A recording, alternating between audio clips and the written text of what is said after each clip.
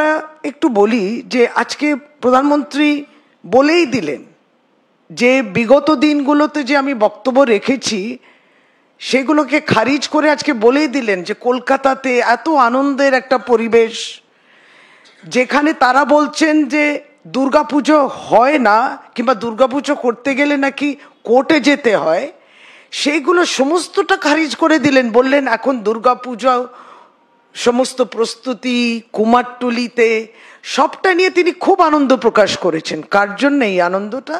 মমতা বন্দ্যোপাধ্যায়ের জন্যই কিন্তু এই আনন্দটা হয় বাংলার মাটিতে। যে মমতা ব্যানার্জির বেঁচে থাকার, টিকে থাকার একটা বিরাট বড় কৌশল। দুর্গাপূজা তো আমাদের মানে দেশের এবং রাজ্যের, পশ্চিমবঙ্গে বিশেষ করে এটা একটা আলাদা ঐতিহ্য বহন করে। দুর্গাপূজা মানে গোটা রাজ্যের মানুষের মনের একটা আবেগ।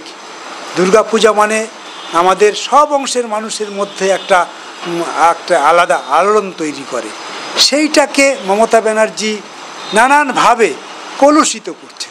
দুর্গাপুজোর নামে যেভাবে যারা খুব স্বচ্ছতার সঙ্গে, দৃঢ়তার সঙ্গে, মন কান দিয়ে উৎসবটাকে বাঙালির উৎসব হিসেবে উপস্থিত করত, তাদেরকে টাকা দিয়ে তাদের মতন করে এখন তাদেরকে ব্যবহার করতে চাইছে।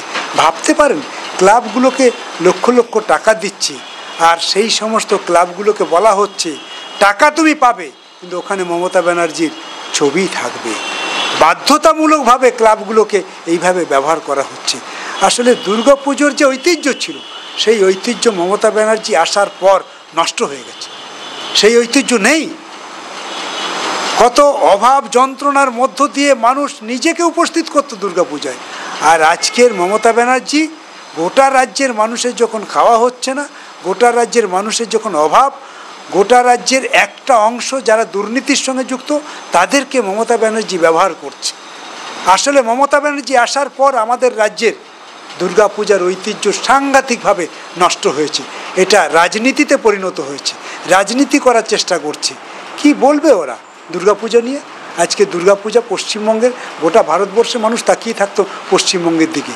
আজকের মমতা ব্যানার্জি দুর্গাপূজা হলে কিছুটা ওর স্বস্তি, কারণ সারা বছর ধরে যা চুরি করেছে, সারা বছর ধরে যে অন্যায় করেছে, সারা বছর ধরে যে অপরাধ করেছে, সেটা যদি কিছুটা প্রলেপ দিয়ে দেওয়া যায় ক্লাবগুলোকে টাকা দিয়ে, ভাবতে পারেন মানুষ আমাদের রাজ্যে ভালো আছে, এই সময় ভালো আছে। বেকারদের দিকে তাকালে বোঝা যায়, গ্রামের দিকে তাকালে বোঝা যায়, কৃষকের দিকে তাকালে বোঝা যায়, যারা প্রতিদিন গতর বিক্রি করে বেঁচে আছে তাদের দিকে তাকালে বোঝা যায় কত কষ্টে আছে। আজকে লেখাপড়া নেই, কৃষকের মনের কি যন্ত্রণা। কৃষকের একটা স্বপ্ন ছিল তার ছেলেকে লেখাপড়া শেখাবে, তার ফসলের দাম বিক্রি করে ঋণের টাকা ওঠে না। ছেলেটা যখন জানতে পারে যে বাবার ঋণে জর্জরিত, ঋণের টাকা শোধ হচ্ছে না, ধান বিক্রি করে ছেলেটা চলে যায় বাইরে কাজ করতে। দেখুন না তাকিয়ে আমাদের রাজ্যে যে ইউনিভার্সিটিগুলো আছে, সেই ইউনিভার্সিটিগুলোতে আজকে ভর্তি হচ্ছে না।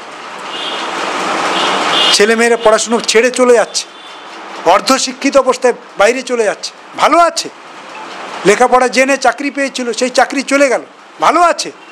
মা বোনেদের প্রত্যেক দিন ইজ্জত নানানভাবে নষ্ট হচ্ছে, ধর্ষিতা প্রতিদিন হচ্ছেন আমাদের রাজ্যের মা বোনেরা। অনেক গ্রাম আছে যেখানে মেয়েরাই থাকে, পুরুষরা বাইরে চলে গেছে, গ্রাম পাহারা দিয়ে বেঁচে থাকে, ভালো আছে। গরিব খেটে খাওয়া অংশের মানুষ 100 দিনে কাজ নেই বলে হাহাকার ছুটেছে, ভালো আছে। এই সমস্তগুলোকে তারা মনে করে ভালো আছে, আসলে ভালো নেই গোটা রাজ্যের মানুষ। তবুও তারা দুর্গাপূজাকে নিজের মতন করে মনে করে। মমতা ব্যানার্জির জন্য নয়, দুর্গাপুজো হচ্ছে আমাদের রাজ্যের একটা ঐতিহ্যপূর্ণ পুজো, যেটা ঐতিহ্য বহন করে গোটা দেশের, পৃথিবীর বিভিন্ন দেশ পশ্চিমবঙ্গের দিকে তাকিয়ে থাকে দুর্গাপূজার সময়। সেই জন্যেই পশ্চিমবঙ্গের বাঙালি, সেই জন্যই পশ্চিমবঙ্গের মানুষ দুর্গাপুজোকে অভাব অনটনের মধ্যেও তারা মন দিয়ে করার চেষ্টা করে। মমতা ব্যানার্জির জন্য নয়, বরং মমতা ব্যানার্জিকে গোটা রাজ্যের মানুষ, গরিব অংশের মানুষ, ছাত্র যুবরা, কৃষক, ক্ষেতমজুর, চাকরিজীবী সকলেই ধিক্কার জানাচ্ছে। কারণ আজকে মমতা ব্যানার্জি ওই ক্লাবগুলোকে টাকা দিয়ে অন্যায় করছে, অপরাধ করছে, অসাংবিধানিক কাজ। এটা করা যায় না। বরং পিছিয়ে পড়া অংশের মানুষকে সরকারি টাকা দিয়ে তাদেরকে উৎসাহিত করার কথা ছিল, তা না করে ক্লাবগুলোকে টাকা দিয়ে ক্লাবগুলোকে ভুল পথে পরিচালিত করছে। ক্লাবের যে উদ্দেশ্য, সেই উদ্দেশ্য আজকের পূরণ হচ্ছে না। ক্লাবগুলো সমাজে একটা খারাপ জায়গায় দাঁড়িয়ে যাচ্ছে।